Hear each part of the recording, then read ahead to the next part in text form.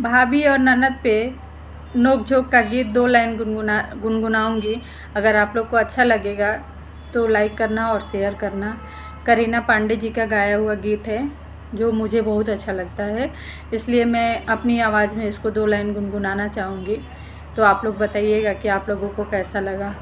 भाभी लाजो ना लागेला नजरिया में, भाभी लाजो ना लागेला नजरिया में, भाभी 10 रुपया देलू तुला परिया में, भाभी 10 रुपया देलू तुला परिया में, भाभी लाजो ना लागेला नजरिया में, भाभी लाजो ना लागेला नजरिया में, भाभी 10 रुपया देलू तुला परिया में, भाभी 10 रुपया देलू तुला परिया